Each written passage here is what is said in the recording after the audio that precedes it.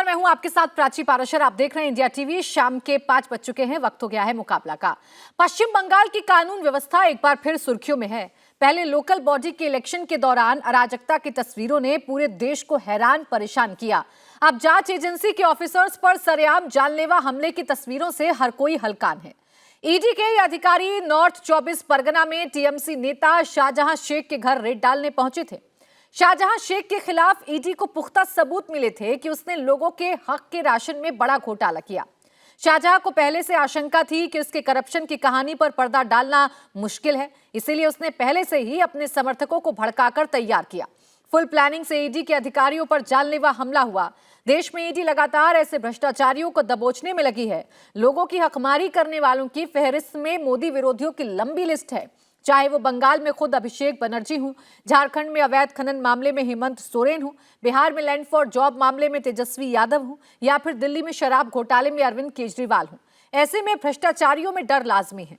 लेकिन सवाल यह है कि अपने करप्शन पर पर्दा डालने के लिए भ्रष्टाचारी अगर ऐसा बर्बर रवैया अपनाए और कानून मुंह ताकता रह जाए तो इस देश का क्या होगा। इसी पर आज करेंगे मुकाबला, लेकिन पहले आपको सुनाते हैं ममता राज में कैसे कानून भ्रष्टाचारियों के आगे बेदम है, उसकी बानगी खुद घायल ईडी ऑफिसर्स की जुबानी। स्टाफ को पत्थर फेंकने लगे, पत्थर से मारने भी लगे। सबके सर पे ज़्यादा अटैक कर रहे थे पत्थर के ऊपर। तो कुछ स्टाफ पे बैठे और कुछ मतलब मार और खाते खाते ही बैठे, और आगे जाते जाते बहुत लोगों का ब्लीडिंग स्टार्ट हो गया। कुछ मेरे को तो रोड पे बहुत दूर तक दौड़ा के स्टोन से ही मार रहे थे। क्या कह रहे थे ये लोग, इस तरीके से हमला करना बोल क्या रहे थे ये लोग? ईडी भागो, सेंट्रल एजेंसी को बांग्ला भाषा में कुछ बोल रहे थे। यहाँ मत आओ, इनको निकालो, भगाओ यहाँ से, ऐसा कुछ। नंबर ऑफ वो लोग बहुत ज़्यादा थे। कितनी संख्या रही होगी? बहुत 200, 300, 500 हो सकती था, बट उधर के लोकल पुलिस का थोड़ा सपोर्ट कम था। 15-20 मिनट के बाद आ गया। आने के बाद घर से निकले दिया और उसके बाद खुशी मैच मारने के बाद पीछे चौक लगा। एक ही बात बोल रहा है, जो शुभेंदु भेजा तो बीजेपी भेजा, ऐसा कहाँ से आया? ईडी का नाम नहीं उस टाइम पे था। ईडी से आया है तुम लोग को हम लोग जान मारने नहीं तो सुना। और मेरा बैग भी, चश्मा भी, सब कुछ। भीड़ एकदम से उनके हाथों में क्या क्या था, क्या बोले थे? लाठी था, बांस था, ईंट भी था, ऐसा। लेकिन खुशी मारने के बाद नहीं। तो शेख शाहजहां जिसके घर पे आप रेड करने गए थे, क्या उसी के लोग थे ये सारे के सारे? हैं, उसी के लोग। अब बीजेपी हमले के लिए तृणमूल कांग्रेस का हाथ बता रही है। सबूत के तौर पर बीजेपी नेता अमित मालवीय ने सोशल मीडिया पर एक राशन घोटाले के आरोपी शाहजहां शेख का वीडियो शेयर किया। वीडियो 1 जनवरी का है, यानी ईडी पर अटैक के महज 4 दिन पहले का, जिसमें वो ईडी और सीबीआई के खिलाफ जहर उगलता सुनाई दे रहा है। वीडियो में वो ईडी और सीबीआई को बीजेपी की पूंजी बता रहा है। साथ ही धमकी भरे लहजे में कह रहा है कि अगर उसे पकड़ने की कोशिश की गई तो वो सारे दांत तोड़ देगा। আর শুধু তথ্য পুঁজি, আমাদের পুঁজি হলো মানুষের আশীর্বাদ, আর ওর পুঁজি হলো কি CBI R E D. CBI ED বাদে সাধারণে বালক দূরের কথা একটা চলছে দেখা বিজেপির দালালে কান খুলে শুনে নেয়। শুধু আমরা মানবতা দেখায়, এর আপনার সন্দেশকালীর মানুষ চ্যালেঞ্জ করে বলছি, আমরা সবসময় শান্তি চাই। ওই দালাল মির্জাপুর বেঈমান ওই কাদির সোরেনের কথা শুনে যদি লাফালাফি করো তাহলে আমাদের কিন্তু এবার দাঁত ভাঙা কিন্তু শুরু করতে হবে। মাথাটা গরম করাবে না। তাই করজোরে সবার কাছে অনুরোধ, সংশোধন করার যদি ক্ষমতায় থাকে সিবিআই ইডি বাদে পুঁজিতে ওইটা সিবিআই আর ইডি, এই ছাড়া পুঁজি নেই। আমরাও মনে করলে অনেককে পুলিশকে মিথ্যে ভাওতাবাজি দিয়ে তোমার বিজেপির যারা কর্মী আছে অনেকের কেসে ঢোকাতে পারি। এটা আমাদের কালচার, কৃষ্টি কালচার নয়। তৃণমূল কংগ্রেস শান্তি চায়, সন্দেশকালীর মানুষ শান্তিপ্রিয় মানুষ। আমরা সব ভয় দেখানো, চমকানো আমরা কাজ করিনি, কিন্তু তোমরা যখন শুরু করেছো আমরা শেষ করব, এটা মাথায় রাখবে বিজেপির নেতারা। অর্থাৎ সেই জায়গায় দাঁড়িয়ে একেবারে আমরা যে শান্তি বজায় রেখে সেই শান্তি যদি কেউ বিঘ্ন ঘটাতে চাও আর এসে বাতেলা বসিরাটে দিয়ে চলে যাবে আর এখানে লাফাবে, দাঁত কিন্তু আর একটা থাকবে না। तो पश्चिम बंगाल की घटना पर बीजेपी हमलावर है। रविशंकर प्रसाद ने सवाल उठाया कि जो लोग छोटी छोटी बात को लोकतंत्र पर खतरा करार देते थे, आज इतनी बड़ी घटना पर राहुल गांधी समेत इंडिया अलायंस के नेता चुप क्यों हैं? इसका जवाब ममता जी को देना चाहिए और तथाकथित इंडिया गठबंधन के लोगों को देना चाहिए। मोदी जी ने साफ कहा है कि भ्रष्टाचार लोगों के खिलाफ कार्रवाई होगी, तो अगर कार्रवाई होती है तो क्या उन लोगों को मारा जाएगा, पीटा जाएगा? और याद करिए कौन है, सैकड़ों करोड़ के गरीबों के राशन घोटाले का मामला है। राहुल गांधी, क्या ममता जी, क्या बाकी लोग, और आज जब संस्थाओं को हत्या के इरादे से हमला किया जा रहा है भ्रष्टाचार के मामले, तो ये खामोश है। ये बहुत गंभीर सवाल है। तो ईडी पर हमले को लेकर जबरदस्त सियासी वार पलटवार जारी है। सवाल यह है कि क्या बंगाल में कानून व्यवस्था बिल्कुल ध्वस्त हो रही है? इसी पर चर्चा करने के लिए खास मेहमान हमारे साथ जुड़ गए हैं। अजय आलोक, प्रवक्ता भारतीय जनता पार्टी, अजय कुमार पांडे, प्रवक्ता एलजेपीआर, नाहिद लारी खान, प्रवक्ता समाजवादी पार्टी, बादल देवनाथ, नेता टीएमसी हमारे साथ हैं। आप सभी का बहुत बहुत स्वागत है। मैं बादल जी आप ही के साथ शुरुआत करने जा रही हूं। आपने सुना होगा जो पीड़ित ईडी के अधिकारी हैं वो कैसे अपने आप पर बीती हुई घटना को बयां कर रहे हैं और कैसे बता रहे हैं कि भीड़ उनके खून की प्यासी हो गई थी। क्या ऐसे संभालेंगी दीदी ममता बनर्जी बंगाल को? हाँ, मैडम, सबसे पहले मैं कहना चाहता हूँ इसका गेम प्लान किसका था। ये जो गेम प्लान था, ये गेम प्लान किसका था? शुभेंदु अधिकारी या अमित शाह का? किसका गेम प्लान था? या आज तक ईडी ने शेख शाहजहां के घर जाएंगे, उसके बाद उनके कुछ लोकल बीजेपी नेता वहां पर बोलेंगे ये ठीक नहीं हुआ, ये ठीक नहीं है, चलो चलो ईडी को घेरो। ये सब कौन किया वहां पर? दूसरा बात है, 10-15 दिन ने शुभेंदु अधिकारी ने क्या कहा, और अभी जो आपने वीडियो दिखाया, शेख जहां का जो वीडियो आपने देखा, उसमें वो एक नाम लिया, शुभेंदु अधिकारी का नाम लिया। तीसरा बात है मैडम, आज तक जितना तृणमूल नेता के घर ईडी सीबीआई ने किया है, सबने एक ही बात कहा, हम सब जांच में सहयोग करेंगे। लेकिन ये रेशम घोटाला नाम लेके शेख जहां, सुंदरबन जो इलाका है, उन इलाका के में जो लोग सबसे प्रिय है, वही शेख जहां के ऊपर जो आक्रमण हुआ, उसके बाद ईडी सीबीआई, उसके बाद आप सबको इंडिया टीवी के माध्यम से कहना चाहता हूँ, अभी लोकसभा चुनाव आ रहा है, इसलिए बंगाल का बदनाम करना चाहिए और इसके पीछे जो कारनामा जो किया, जो बादल देवनाथ जी एक मिनट सर, एक मिनट। सारी बातें बीजेपी पर डालकर आप अपनी जिम्मेदारी से तो नहीं बच सकते हैं ना। सारी बातें आप बीजेपी पर डाल देंगे। ईडी सीबीआई कार्रवाई करे तो आपको दिक्कत, ईडी सीबीआई पर हमला हो जाए तो इसमें भारतीय जनता पार्टी की साजिश है, अगर देश में कहीं पर भी कुछ भी हो जाए तो आप अपने आप को क्लीन चिट दे देते हैं, लेकिन बीजेपी इसमें जरूर दोषी हो जाती है। कहां से लाते हैं सर? आप ही का प्रदेश है ना, तो कानून व्यवस्था कौन संभालेगा? चलिए मैं मान लेती हूं बीजेपी ने साजिश रची, तो ये साजिश कामयाब कैसे होने दी आपने? मैडम आपको पता नहीं है ये बंगाल में क्या क्या होता है। मुझे सब मालूम है सर। बादल जी तस्वीरें सब बोलती हैं, तो मुझे मालूम है या नहीं है, इस पर डिबेट करने से अच्छा आप मुझे ये बताएं कि जो फिलहाल मुझे मालूम है वो कैसे हो गया। मैडम मैं आपको सम्मान करता हूँ, मेरा बात खत्म करने दीजिए।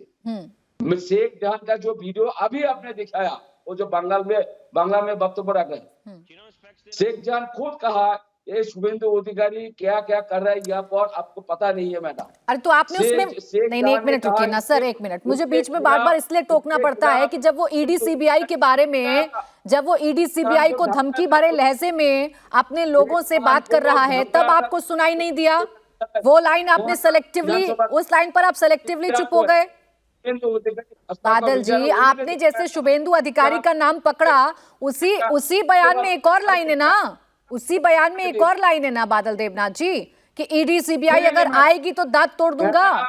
नहीं किसको कह रहे थे आप ये?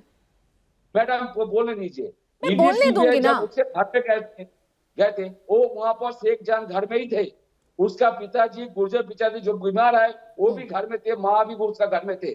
तो बाहर से कौन लोग इन हजारों लोगों को उसका एक तो नहीं। अरे तो ये पता आपको लगाना है ना, आप तो चुप हो गए। आपकी सरकार ने तो चुप्पी साध ली, आपकी सरकार ने तो चुप्पी साध ली बादल देवनाथ जी। लीजिए मैडम। अरे मैं सुनना चाहती हूँ आपको, लेकिन आप जब जवाबदेही से भागेंगे तो मुझे बीच में टोकना पड़ेगा ना। मैडम सुबह 8 बजे इतना हजारों लोग कहाँ से आते हैं? तो ये पता आप लगाएंगे?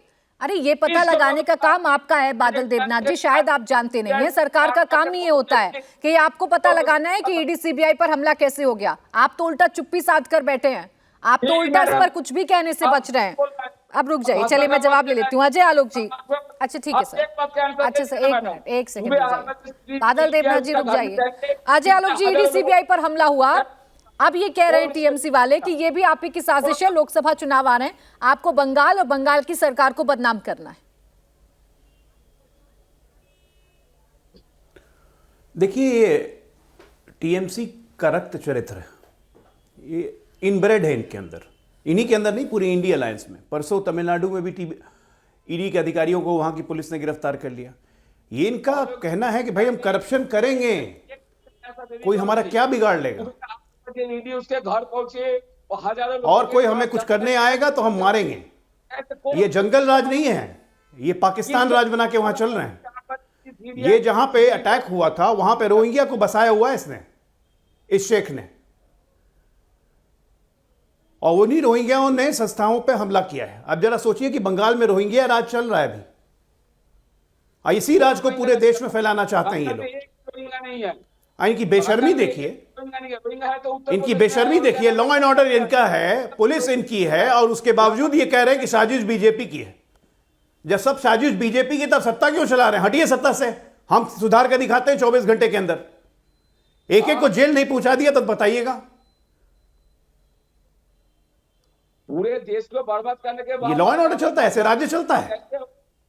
जबरदस्ती पूरे देश को खा जाएंगे आप लोग, ये चरित्र है आप लोग का। गुंडा घुसा हुआ अंदर में, चाहे आरजेडी हो, चाहे समाजवादी पार्टी हो, चाहे टीएमसी हो, सबका चरित्र एक ही हो गया है। चाहे उधर डीएमके हो गई, चाहे मुस्लिम लीग हो गया, जहां नाम लीजिए वही कांग्रेस का वही हाल। जरा आप सोचिए जरा कि अगर करप्शन के मामले में अब सीबीआई ईडी कार्रवाई करेगी तो तमाम राज्यों में जहां पे इनकी सरकारें हैं वहां पे अटैक करेंगे। ये देश ऐसे चलेगा? ये फेडरल स्ट्रक्चर है। अगर एक पैसे की शर्म है ना ममता बनर्जी को, तो इस्तीफा दें। का मतलब एक पैसे की शर्म बची हुई है तो, नहीं तो भतीजा ही निकाल देगा, भतीजा ही निकाल देगा। जो पार्टी में चल रहा है ना बूढ़े और जवान में लड़ाई, भतीजा ही निकालेगा, क्योंकि रोहिंग्याओं का इतिहास रहा है, बेटा अपने बाप को कत्ल करता है, वही होगा आप लोग के साथ। नहीं, लेकिन अजय आलोक जी, पूरे विपक्ष का जो आप पर आरोप है वो ये है कि ईडी सीबीआई को आप लोगों ने बना लिया है हथियार, और जिसे परेशान करना होता है, जिस विपक्षी दल के नेता को अपने पास लाना होता है, जानबूझकर आप उसे टारगेट करते हैं और जानबूझकर इस्तेमाल करते हैं ईडी और सीबीआई का। प्राची जी, गरीबों का 25% राशन जो बंटने वाला था, जो गरीबों में जाना था, मुफ्त का राशन जो केंद्र देता है, इनका नहीं है, राज्य सरकार का नहीं है, उस राशन को बेच के खाने वाले ये हम पे आरोप लगाएंगे। 800 करोड़ रुपया, 2-2 हजार की गड्डी हमने देखा है इनके मंत्रियों के यहां पकड़ाते हुए, ये बोलेंगे। आज जो भी पकड़ा जा रहा है उसके पैसे कहां से मिल रहे हैं, उस पैसे का सोर्स को नहीं बता पा रहा है। ठीक, चलिए जवाब बहुत छोटा सा दीजिएगा बादल जी, बहुत छोटा सा, फिर बाकी मेहमान भी। एजेंसियां कार्रवाई ना करें। मेरा एक ही क्वेश्चन है मैडम, सुबह 8 बजे ईडी उसका घर पहुंचेगी और हजारों लोगों के पास जानकारी कैसे था? कौन पहले से बता दिया हजारों लोगों को उसका? मैं एक ही क्वेश्चन आलोक जी को कहूंगा, अभी इलेक्शन लोकसभा चुनाव आ रहा है, पूरे देश में बंगाल का बादल देवनाथ जी, ये पता करना आपकी जिम्मेदारी है या अजय आलोक जी की जिम्मेदारी है? आप मुझे सिर्फ इतना बता दीजिए। एक सेकंड बादल देवनाथ जी, एक सेकंड, आप बहस अगर मुझसे ठीक लाइन पर करेंगे, मैं भी सुनने के लिए बैठी हूँ कि ईडी पर ये हमला किसने किया है। आप मुझे इतना बताइए, आप मुझे इतना बताइए, आप मुझे इतना बताइए बादल देवनाथ जी, सरकार कौन चला रहा है, कौन बैठा है सत्ता में, कौन है मुख्यमंत्री? नहीं, ऐसा बात नहीं है, ये साजिश है, ये अमित शाह शुभेंदु जी का साजिश है। अरे तो फिर आप ये बात मानिए ना, फिर आप ये बात मानिए कि आपकी सरकार इतनी सक्षम नहीं है कि एक साजिश का पता लगा पाए। आपको फिर ये बात माननी होगी कि आपकी सरकार इतनी सक्षम नहीं है कि आप एक साजिश का पता लगा पाए, या जानबूझकर आपने ये सब कुछ होने दिया। लोकसभा चुनाव। अच्छा सर ठीक है, मैं लौटूंगी आपके पास, मेरे पास दूसरे मेहमान भी है, मैं उनके पास चले जाती हूँ। राजेश गुप्ता जी, जो कुछ बंगाल में हुआ ईडी सीबीआई को लेकर तो आप लोगों की शिकायतें रहती हैं, लेकिन जो कुछ बंगाल में हुआ उस पर चुप्पी क्यों साध ली इंडिया अलायंस ने? देखिए, हमारी पार्टी किसी भी तरीके की हिंसा के बिल्कुल विरोध में है। अभी आपने जो चुप्पी की बात कही, तो ईडी का जिस तरीके से दुरुपयोग और मजाक बना दिया गया है, आप देखिए कि जो देश की सबसे प्रीमियम एजेंसी थी, सीबीआई हो या ईडी हो, उनको लोगों ने सीरियसली लेना बंद कर दिया। ये जो हिंसा हुई उसका समर्थन कोई नहीं कर सकता, हम बिल्कुल नहीं कर रहे। लेकिन जो बीजेपी का इतिहास रहा है कि जब उनको चुनाव होते हैं तो वो ऐसे काम करते हैं कि खुद ही अपने लोगों के ऊपर अटैक करवा देते हैं। तो पता नहीं किसने क्या करवाया, अभी उसकी जांच हो जानी चाहिए। जब जांच आएगी तो हम जरूर बोलेंगे। लेकिन हिंसा हुई है और उस हिंसा का हम विरोध करते हैं। किसने करवाया है ये जांच का विषय है। दूसरी बात ये ईडी, देखिए आप एक जानी मानी पत्रकार हैं, आपने कभी सच बताइए ये नाम सुना था 5-7 साल पहले? किस लिए कानून बना था कि नार्कोटिक्स में या टेररिज्म के अंदर कोई आदमी अगर पैसे का लेन देन करता था तो ईडी का कानून बनाया गया। और यह कानून बना था कि ताकि लोग भाग ना जाए, कोई बेईमानी ना करे, कोई सबूतों को पूरी तरह मिटा ना दे, क्योंकि वो ऐसे लोगों के लिए बना था जो बहुत ही बड़े एक स्मगलर या बुरे लोग थे या आतंकवादी थे। लेकिन इसका उपयोग क्या हो रहा है या इसका दुरुपयोग क्या हो रहा है? सिर्फ नेताओं के लिए, क्योंकि बीजेपी ये चाहती है कि कोई चुनाव ही ना लड़े, सब हमारी पार्टी के अंदर आ जाए। अभी हमने एक प्रेस कॉन्फ्रेंस करी आम आदमी पार्टी ने, आपके भी साथी उसके अंदर थे। इन्होंने तमिलनाडु के अंदर, ईडी ने पीएमएलए के अंदर 2 किसानों के ऊपर केस रजिस्टर कराए। किस बात के ऊपर? कि 2017 के अंदर बिजली के तार से, जो उन्होंने तार खींची थी, उससे 2 भैंसों की मृत्यु हो गई और वो तार इलीगल खींचा गया था। क्या मजाक है ये? तो ऑन रिकॉर्ड चीज है जो मैं आपको बता रहा हूं, आप चेक कर सकती हैं। ठीक है। क्या मजाक बना? क्यों? और क्यों करा गया? क्योंकि वो जो आज दोनों किसान थे बेचारे गरीब, जिनके खाते में 450 रुपए थे, उनकी किसी लोकल नहीं, राजेश गुप्ता जी, सवाल इसलिए है ना कि ईडी सीबीआई इतना कुछ आप लोगों ने कह दिया, इतना कुछ आप लोग। एक मिनट, मैं सुन रही हूँ ना, मैं सुन रही हूँ राजेश गुप्ता जी, मैं देखिए बहुत तसल्ली से आपको सुन रही थी, मैं आपको बहुत तसल्ली से सुन रही थी। लेकिन आप देखिए शुरुआती पार्ट में ये कहकर आगे बढ़ गए कि इसकी निंदा करते हैं, ऐसा नहीं होना चाहिए किसी भी स्टेट में। अरे आपकी तो अलायंस पार्टनर उसमें सत्ता में है ना, आपको तो सवाल करने भी चाहिए और दुरुस्त करवाना भी चाहिए, लेकिन आप भी आरोप लगाकर निकल लिए। सुनिए, जांच तो होने देंगे। अभी हम तो कह रहे हैं जो गलत हुआ है, लेकिन गलत किसने करा है उस पर सजा होनी चाहिए। अगर भाजपा के लोगों ने इसलिए करा है कि उनको सिंपैथी मिल जाए तो उसकी जांच हो जानी चाहिए। अगर टीएमसी के थे या कोई और थे या रोहिल्ला थे, अरे सर, जांच से पहले ये थोड़ी ना तय हो जाएगा कि वो बीजेपी की साजिश है, वो टीएमसी की साजिश है, लेकिन कम से कम सरकार की जिम्मेदारी तो तय करिएगा ना। मेरा तो अजय आलोक जी से बस एक सवाल है कि भाई साहब कहीं आप इनको भी शुभेंदु अधिकारी जी की मैं सवाल ले लेती हूँ आपका राजेश गुप्ता जी, बस मुझे इतना बता दीजिए, मुझे सिर्फ इतना बता दीजिए राजेश गुप्ता जी, बंगाल में जो कुछ हुआ उसके लिए कौन जिम्मेदार है? यही तो पता करना है। मैं यही तो कह रहा हूँ कि जांच हो जानी चाहिए। लेकिन बड़ी साफ गोई से आप सरकार को साइड कर देते हैं, बड़ी ही साफ गोई से आप सरकार को साइड कर देते हैं ना। क्या सरकार की जिम्मेदारी नहीं है? की तरह उन्हें बचाएंगे थोड़ी? नहीं, सरकार की जिम्मेदारी नहीं है, हम नहीं बचाएंगे। सरकार की जिम्मेदारी नहीं है। जब बीएचयू के रेपिस्टों के लिए योगी सरकार जिम्मेदार है, तो बंगाल में ईडी पर जो पत्थरबाजी हुई उसके लिए बंगाल सरकार जिम्मेदार है या नहीं? प्राची जी, मैं क्या कह रहा हूं, हम ब्रजभूषण सिंह जी की तरह इनका बचाव नहीं करेंगे। आपके शो पे मैं आपके साथ में था, आपको बेशरम तक कहा उन्होंने, और अगले दिन लेकिन क्या हुआ वो आपको कहने का उनको नहीं। राजेश गुप्ता जी, मुझे किसने क्या कहा किसने नहीं किया इस बहस में पढ़ने से अच्छा ये है कि आप सवालों के जवाब दे दें। आप जब आप योगी सरकार को जिम्मेदार ठहरा सकते हैं तो ममता सरकार को जिम्मेदार क्यों नहीं ठहराते हैं? आलोक जी, छोटा सा जवाब, फिर 2 और मेहमान। सजा मिलनी चाहिए, बिल्कुल क्लियर कट पॉइंट है। जिसने गलती करी है उसे सजा मिलनी चाहिए। अब रुक जाइए एक सेकंड, मैं राजेश जी को बस बताना चाहता हूं,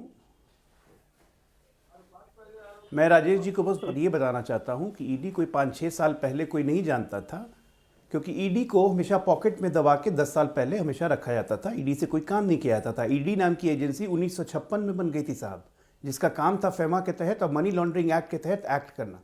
लेकिन जब मनी लॉन्ड्रिंग करने वाले सत्ता में बैठे हो ना, तो एक्शन कहाँ से होगा? एक्शन तो अब शुरू हुआ है, क्योंकि मनी लॉन्ड्रिंग करने वाले को जब ईडी ने पकड़ा है, क्यों छटपटाहट हो रही है? क्यों नहीं जा रहे ईडी के सामने? समन पे तो समन आ रहा है, कहते नहीं जाऊंगा। अपने नेता को बोलिए जाए ईडी के सामने जवाब दें। देश की एजेंसी को जवाब देने में डर कैसा, अगर कुछ गलत नहीं किया है तो? शराब घोटाला सामने है, पूछना चाहता हूं, और अब तो दवाई घोटाला भी निकल गया, जांच घोटाला भी निकल गया।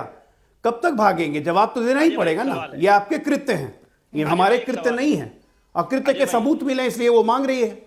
आपसे सवाल पूछ रहा है, आप जवाब देने से भाग रहे हैं। मैं आ रही हूँ राजेश, और फिर आप कहते हैं कि ईडी को कोई सीरियसली नहीं लेता है। मैं आप अगर सीरियसली नहीं लेता है तो जाके जवाब दीजिए ना, डर क्यों लग रहा है सामने जाने में? अटल बिहारी वाजपेयी जी की भी सरकार रही, तब भी ईडी ने ऐसा नहीं करा, तो आप मानते हो सरकार खिलाफ गलत थी, खराब थी?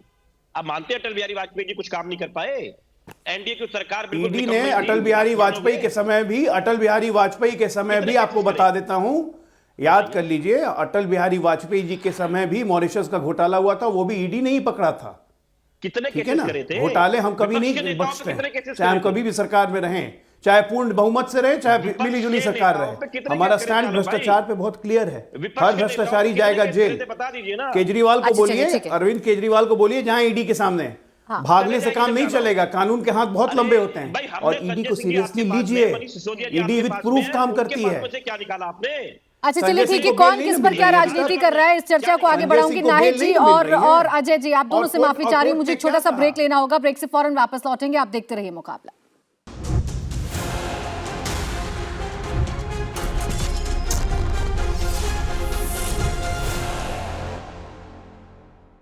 के बाद स्वागत है, आप देख रहे हैं मुकाबला। नाहिद जी, सबसे बड़ा सवाल यह है कि ईडी सीबीआई अगर कार्रवाई करने जाए या ईडी के अधिकारी अगर कार्रवाई करने जाएं तो ये अधिकार किसने दिया है कि आप पत्थरबाजी कर दीजिए और उन्हीं अधिकारियों को टारगेट करिए जो अपना काम करने गए? दरअसल बिल्कुल प्राची जी, लोकतंत्र में हिंसा की कोई जगह नहीं है। लेकिन अभी मैं सुन रही थी भाजपा के लोग जो भ्रष्टाचार की बात करते हैं, अरे भाजपा तो खुद कंठ कंठ तक भ्रष्टाचार में डूबी है। भारत की एकमात्र पार्टी ऐसी है भाजपा जिसका एक राष्ट्रीय अध्यक्ष लाखों रुपए रिश्वत लेते रंगे हाथों पकड़ा गया था पीएम से काम कराने के नाम पर। ये तो रंगे हाथों जो पकड़ा गया, करोड़ों डकार चुके होंगे यार, पूरे देश को खा गई बीजेपी। बीजेपी दरअसल कोई पार्टी थोड़ी, गिरोह है, महाभ्रष्टाचारियों, महाडकैतों, गुंडों और रेपिस्टों का गिरोह है। अब आप जो शुभेंदु जो बंगाल की बात करें, तो अभी 30 दिसंबर को शुभेंदु अधिकारी जो खुद भ्रष्टाचार के समुद्र है, उन्होंने बयान दिया था कि ईडी जो है ईडी कहर बरपाने वाली है। तो कैसे शुभेंदु अधिकारी को पता चला कि ईडी कहर बरपाने वाली? और 5 जनवरी को ईडी वहां पर पहुंच गई। और मुझे मालूम है, स्पष्ट सूत्रों से मालूम है कि जिन लोगों ने हमला किया ईडी के अधिकारियों पे, वो शुभेंदु अधिकारी के गुंडे थे, वो बीजेपी के गुंडे थे। अभी तो वहां जांच हो रही है और चिन्हित हुआ जा रहा है, सरकार जांच कर रही है और चिन्हित कर रही है, और पता चल जाएगा अभी 2-4 दिन में सबके सामने आ जाएगा, फोटो सहित आएगा कि सब बीजेपी के गुंडे थे जो अधिकारियों पर हमला किया। तो ये उसके बाद 5 ही तारीख को, ये देखिए फ्रंट पेज में निकला है, 5 ही तारीख को जो है शुभेंदु अधिकारी ने गृह मंत्री अमित शाह को इसकी जानकारी दे दी। क्यों शुभेंदु अधिकारी गृह मंत्री को जानकारी दे रहे? ये तो सरकार का काम है, सरकार जानकारी देगी। तो स्पष्ट है ना कि शुभेंदु अधिकारी और गृह मंत्रालय और ईडी का कोई आपस में कनेक्शन था। क्यों ईडी उनको जानकारी जी, बस बीच में एक सवाल लूंगी आपसे, बस बीच में आपको टोकूंगी। इतने पुख्ता सबूत हैं आपके पास कि ये सब कुछ शुभेंदु अधिकारी और उनके गुर्गों ने किया है या उनके समर्थकों ने किया है, तो आपकी तो अलायंस पार्टनर की सरकार है ना, तो आप जाके बता क्यों नहीं देती, मदद क्यों नहीं कर देती है सरकार की? आपके जो स्पष्ट, एक मिनट मैडम, आपके जो स्पष्ट सूत्र हैं, जो मजबूत सूत्र हैं, जाइए ना, जाकर उनको बता तो दीजिए एक बार कि देखिए मेरे पास ये जानकारी है, शुभेंदु अधिकारी ने किया है जो भी कुछ किया है। बोलने तो दीजिए। एक तो ये अखबार स्वतः अखबार बता रहा है, फ्रंट पेज में आया कि शुभेंदु अधिकारी ने गृह मंत्री को जानकारी दी।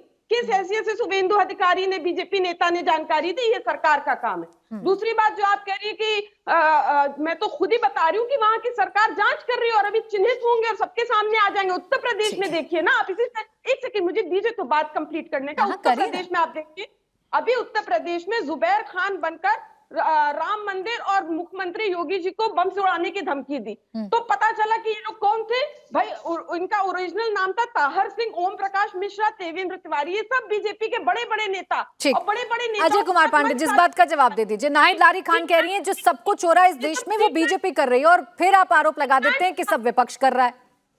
लेकिन प्राची जी मुझे कंप्लीट तो करने दीजिए। ये सब प्री प्लान था, मुसलमानों को बदनाम करने की साजिश थी, क्योंकि मुसलमान का जैसे नाम आता है तो मीडिया वाले कस कस के उछलने लग जाते हैं कि अब नाहिद जी कहाँ इसमें मुसलमान और हिंदू को घुसा रही हैं, कहाँ इसमें हिंदू और मुसलमान की बहस में पड़ रही हैं? सिंपल सी बात ईडी पर कर रही थी, सिंपल सी बात हिंसा पर कर रही थी, ना मैं हिंदू मुसलमान पर चर्चा कर रही थी और ना करना चाहती हूँ। अब 1 मिनट रुक जाइए, जवाब लेने दीजिए। अजय कुमार पांडे जी जवाब दे दीजिए। जवाब तो चाहेंगी ना मैडम, अगर सवाल उठाए हैं तो जवाब तो ले लूं, बोलिए पांडे जी। बंगाल और हमारी बंगाल जो सरकार समाजवादी पार्टी की हमारी जो समाज अरे जाइए हमारी नाहिद जो जी, नाहिद जी, समाजवादी प्लीज। पार्टी की प्रवक्ता बहन है, हमारी जो समाजवादी पार्टी की प्रवक्ता बहन है, वो काहे अच्छे भले अखिलेश यादव जी के इमेज को खराब करने पे तुली हुई हैं। एक तरफ कह रही हैं जांच हो रही है, दूसरी तरफ खुद ही जजमेंट पास कर रही हैं। और जहां तक हमारे राजेश गुप्ता जी के लिए मैं बता दूं कि ये जो नया कानून है यह 2005 में माननीय मनमोहन सिंह की सरकार में लागू हुआ है और 2005 से 2014 तक ईडी ने 330 जगह छापेमारी की कार्रवाई की है और 8,000 करोड़ रुपए से ज्यादा की संपत्ति जब्त की है। तो ये तो है ईडी का ट्रैक रिकॉर्ड। इसलिए जो कुछ यहाँ हो रहा है इस सरकार में वो कोई अजूबा या नया नहीं है। ईडी कानून अपना काम करता है, कानून करता है। चलिए हम 1 मिनट के लिए मान लेते हैं कि ये सब भाजपा ने कराया।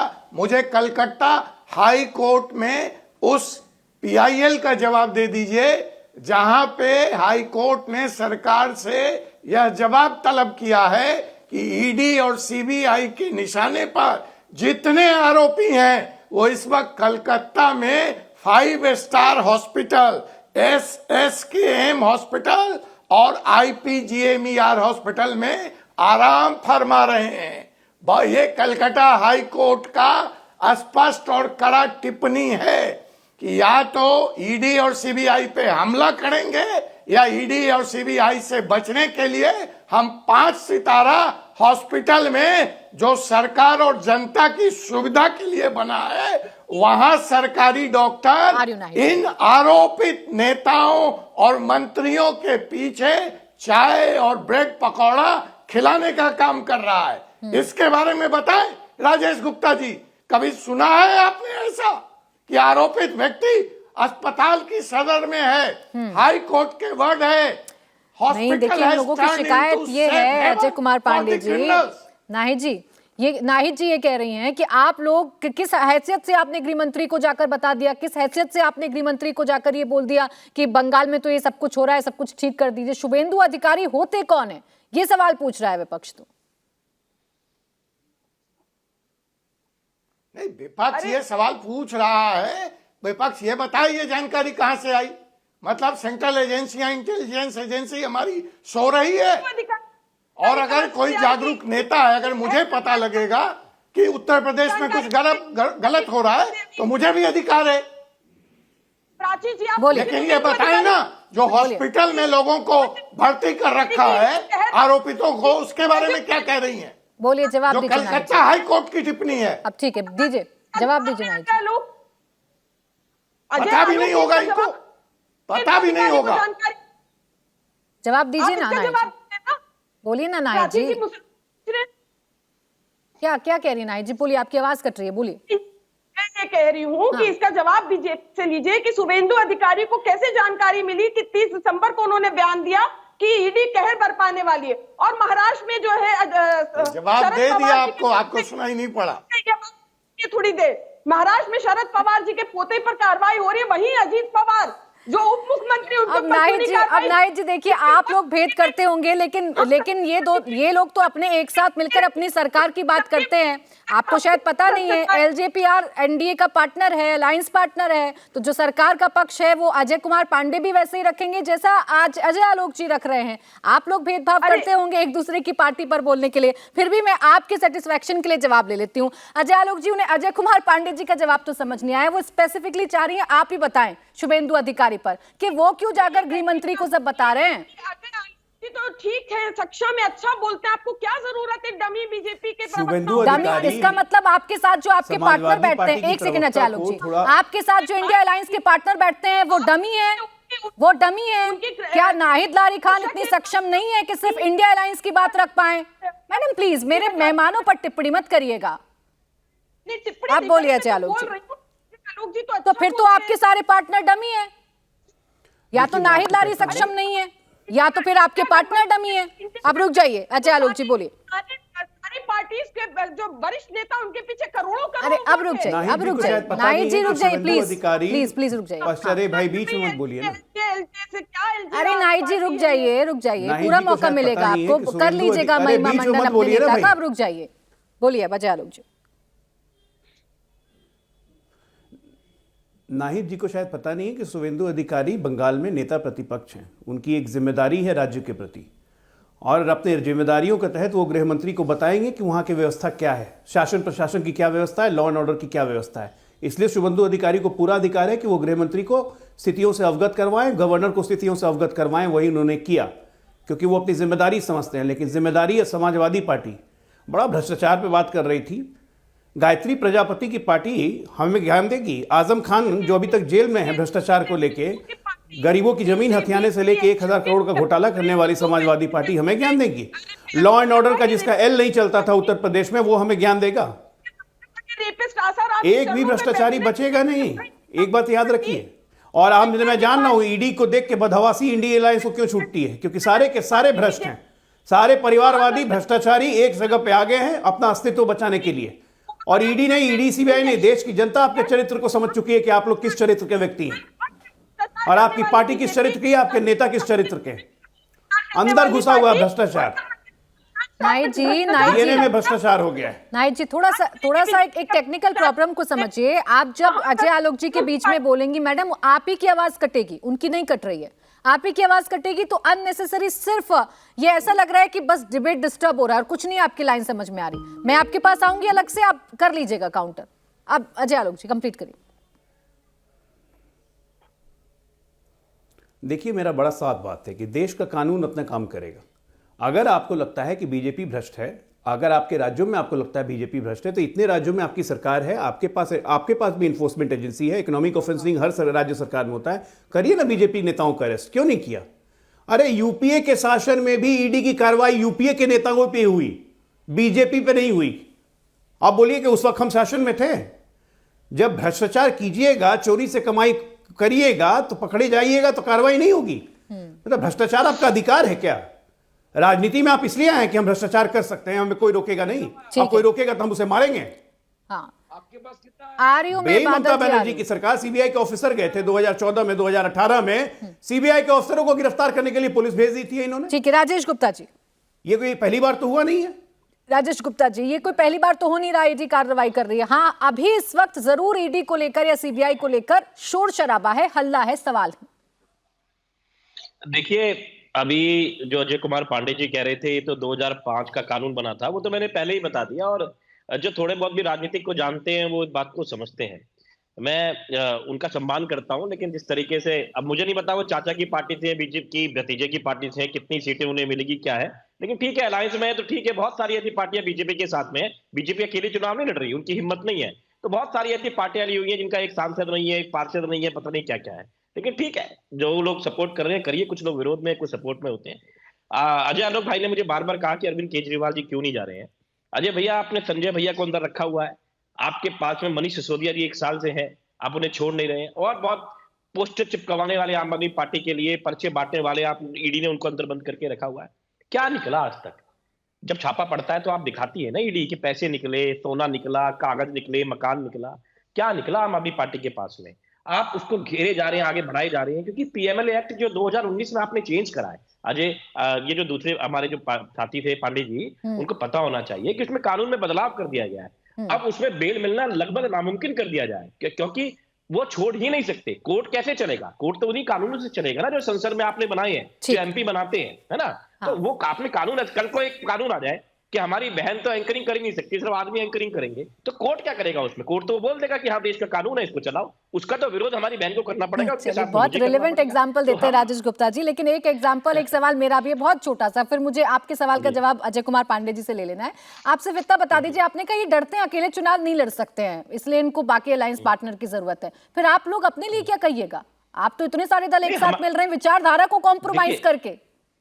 प्राची जी, विचारधारा तो महबूबा मुफ्ती जी के साथ में उन्होंने सरकार बनाई थी, आप किस विचारधारा की बात करते हैं कि शिवसेना के साथ में जो इनके नहीं सबसे इनका तो डर है, तो क्या आपका भी डर है? बस इतना जान रही हूँ, बस नहीं, एक सुनिए, छोटा सा सवाल। मेरा ये कहना है कि हम तो अलायंस में हैं, हमने तो इंडिया अलायंस नाम दिया है, हम कब मना कर रहे हैं? हम तो खुल के कह रहे हैं कि देश की सबसे बड़ी पार्टियां, सबसे पुरानी पार्टियां, सबसे अच्छी पार्टियां। तो क्या ये भी डर की वजह से है? मोदी जी अकेले चल रहे हैं, शेर है ये जो बार बार ट्विटरों पे इस पे चलाते हैं, उसकी हकीकत ये है कि जिस दिन इंडिया अलायंस की पहली मीटिंग हुई, अगले दिन इन्हें एनडीए ठीक है, अजय कुमार पांडे जी जवाब दे दीजिए, आप ही से सारे सवाल थे राजेश गुप्ता जी के, फिर बादल जी फौरन आपके पास आ रही, अजय जी आपके पास भी आ रही, रुकिए। राजेश गुप्ता जी को सबसे पहले तो 9 वर्ष की बधाई है और बहुत अच्छा तर्क देते हैं। इनको पॉलिटिक्स छोड़ के हमारे साथ वकालत करना चाहिए, लेकिन थोड़ा सा फैक्ट्स दुरुस्त कर ले कि जिस वक्त 2005 में ये स्ट्रिंजेंट प्रोविजन बिल का आया तो इनके भी सांसद उसी सदन में मौजूद थे। और अगर आज आपको याद आ रही है कि संजय जी अंदर हैं, सत्येंद्र जैन अंदर हैं और मनीष सिसोदिया अंदर हैं, तो सुप्रीम कोर्ट का दरवाजा क्यों नहीं खटखटाते और इस स्ट्रिंजेंट पोजीशन को चैलेंज क्यों नहीं करते? आपका जो सरकारी वकील है दिल्ली सरकार का, वो सिर्फ 22 लाख रुपए महीने का बिल बनाता है, किस बात के? वहां क्यों नहीं सुप्रीम कोर्ट आते? और आप आ चुके हैं और आपको सुप्रीम कोर्ट की फटकार लग चुकी है, तो जनता को भरमाइए मत कानून के हवाले से। और जहां तक रह गई हमारी बात, तो ये जो आप बड़बोला बोल रहे हैं, यही नीतीश कुमार बोले थे और 2 अंकों पे पहुंचा दिया गया उनको। अच्छा ठीक है, मुझे तो फाइनल जवाब बादल जी का लेना है। खामियाजे से ठीक है, बादल देवनाथ जी बाहर आ जाइए। बादल देवनाथ दिल्ली जी, में शून्य नहीं मिलने वाला। जिम्मेदारी कोई तो लेगा ना, आप तो सब कुछ बीजेपी पर डाल दे रहे हैं। देख ली वो तो विपक्ष में है ना वहां विश्वास पर। एक सेकंड पांडे जी, एक मिनट, बादल देवनाथ आप क्लीन गवर्नमेंट लाएंगे। मैडम बसीरहाट में जो भी हुआ बिल्कुल गलत हुआ। दूसरा बात है, शुभेंदु अधिकारी बंगाल में एक सभा में वो एक सभा में बोला, आज उसको धमका रहा है, कल इसको धमका, टीएमसी एक नेता के नाम पर नाम लेकर धमका रहा है, जिसका नाम ले रहा है दूसरे दिन उसके पास घर में सीबीआई पहुंचा दी। इसका मतलब क्या है? मैडम मैं बोल रहा हूँ। और दूसरा दिन वही शुभेंदु बोल रहा है, कल उन्होंने एक बयान दिया, उनका करीब विकास बोल रहा है, सभा में बोल रहा है, बयान दिया, सीबीआई के पास जाके कोई कुछ बयान दिया, वो बयान उसके पास कैसे चला जाता? वो तो एक विपक्षी नेता है बंगाल में, सिर्फ एक विरोधी नेता। नहीं, आपका ये सवाल बिल्कुल ठीक है, लेकिन फिर आपको शाहजहां शेख का वो बयान फिर सुन लेना चाहिए, जिसमें वो बार बार ये कह रहा है कि हम तो दांत तोड़ देंगे। बीजेपी की तरफ से अगर ईडी सीबीआई को भेजा जाता है तो हम तो दांत तोड़ देंगे। वो तो बार बार ये धमकी भरे लहजे में बात कर रहा है, तो वो बयान सुनकर भी थोड़ा सा जवाब देना सीखिए बादल देवनाथ जी कि वो किसको धमकाने की कोशिश कर रहे थे। अब मेरे पास वक्त यहीं तक था, बहुत शुक्रिया आप सभी का हमारे साथ इस चर्चा में जुड़ने के लिए।